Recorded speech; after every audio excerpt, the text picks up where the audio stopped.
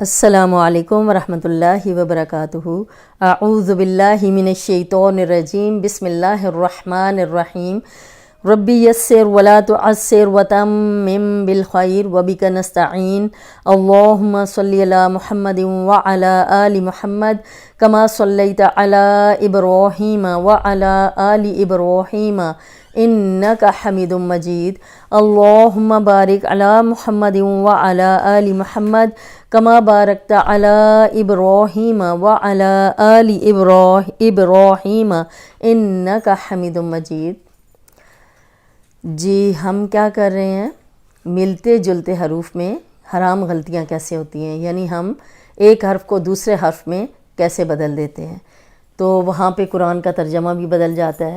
اور پہلے لیسن میں ہم نے کیا پڑھا کہ ہا اور ہا ہم پڑھتے رہتے ہیں، پھر ہم نے ثا سین صاد سی ہم پڑھتے رہتے ہیں، پھر ہم نے پڑھا ذال زا ظا ضاد، تو زو ہم پڑھتے رہتے ہیں۔ اب ہم کیا پڑھیں گے اس لیسن میں آگے، ہم نے کیونکہ زیر زبر پیش لگانے سے حرف جو ہے وہ بدل جاتا ہے۔ ہا زبر ہا زبر ہا، ثا زیر سی، سین زیر سی، اب تھا پیش، تا پیش تو، تا پیش تو، اب یہ تا باریک ہے، تو پیش تو، اگر اس کو ہم موٹا نہیں پڑھیں گے تو پھر حرام غلطی ہوگی، یعنی ترجمہ تب بدلے گا جب ہم اسے موٹا نہیں پڑھیں گے۔ ہم دونوں کو تو پڑھ رہے ہیں، یہ بھی تو ہے یہ بھی تو ہے، تو یہ تو غلط ہے کیونکہ یہ ہم موٹا پڑھ چکے ہیں۔ تا پیش تو پیش تو ہم نے نہیں پڑھنا، تو اس طرح پڑھنا ہے۔ اب اس میں دیکھیں آگے کلمہ کیا لکھا ہوا ہے، تینن، تو تی باریک حرف ہے اور اس کو تھوڑا سا لمبا کریں گے، تی، کیونکہ جزم والی یا ہے، پیچھے زیر ہے، ویسے تو زیر ہو تا زیر تی، لیکن یہ جزم آ گئی ہے تو ہم اس کو تھوڑا سا لمبا کریں گے، تی نن، نون دو پیش نن، تی نن۔ اب یہ باریک تھا تو اس کا مطلب ہے انجیر۔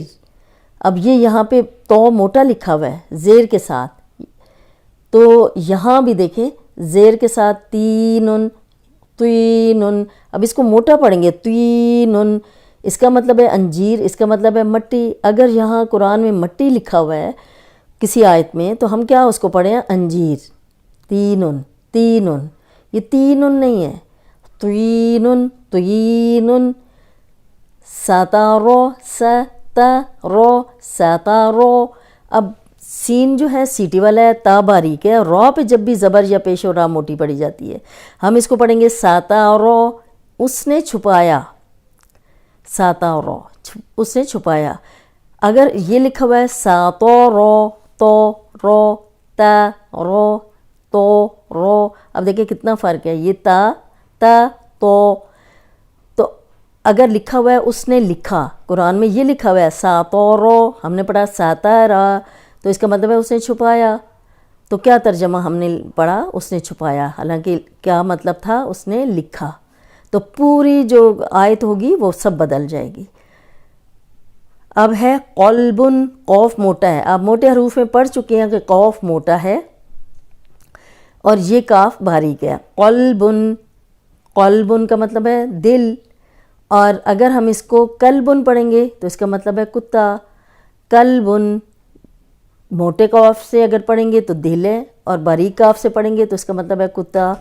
اگر قرآن میں لکھا ہوا ہے قلبن اور ہم پڑھ رہے ہیں کلبن کر رہے ہیں تو ہم کتا پڑھ رہے ہیں، تو آپ خود سوچیں کہ کتنی حرام غلطیاں ہم کر رہے ہیں قرآن میں۔ قوف موٹا ہے تو اسے موٹا ہی پڑھیں گے، قلبن کلبن۔ قل کہہ دیجئے، اب موٹے قوف سے ہے۔ اب یہ دیکھیں قوف زیر قی، کاف زیر کی، کی ہم یہی پڑھ رہے ہوتے ہیں، کی، عین زبر آ، حمزہ زبر آ، کتنا فرق ہے، ہم پڑھ رہے ہوتے ہیں آ، دونوں کو ایک جیسا پڑھ رہے ہیں، ان دونوں کو بھی ایک جیسا پڑھ رہے ہیں، تو یہ غلط ہے۔ اب یہاں پہ دیکھیں قل کہہ دیجئے، کل کھائیے، اگر ہم موٹا قوف نہیں پڑھیں گے، قل کل، کتنا فرق ہے، کہہ دیجئے، کل کھائیے. تو جب ہم سورت بھی پڑھتے ہیں قل هو اللہ احد، کہہ دیجئے محمد صلی اللہ علیہ وسلم کہ اللہ ایک ہے، تو ہم نعوذ باللہ کیا کہہ رہے ہوتے ہیں؟ قل هو اللہ احد.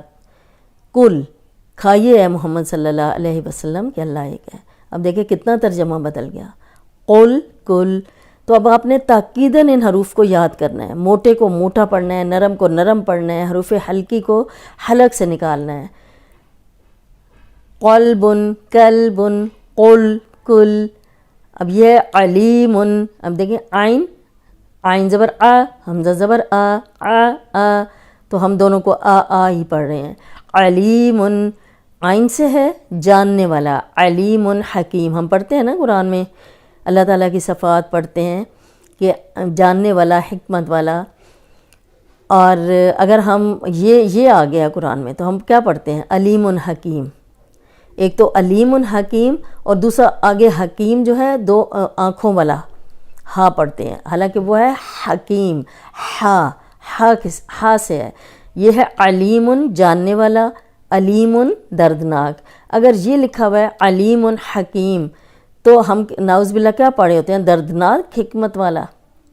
تو اب دیکھیں کتنی زیادہ یہ غلطیاں ہوتی ہیں اگر ایک حرف دوسرے حرف سے بدل کے پڑھ لیا جائے. علیم عین زبر آ، حمزہ زبر آ.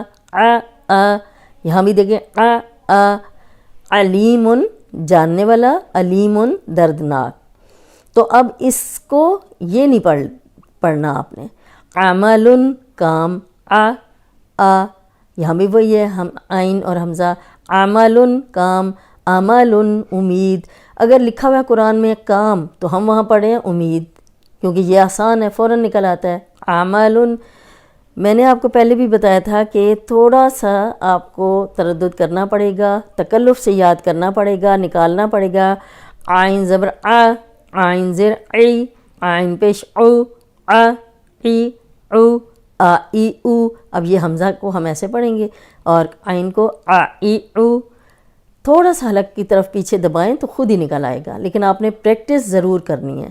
اب دیکھیں میں ایک دفعہ دوبارہ پڑھ دیتی ہوں. یہ دیکھیں تو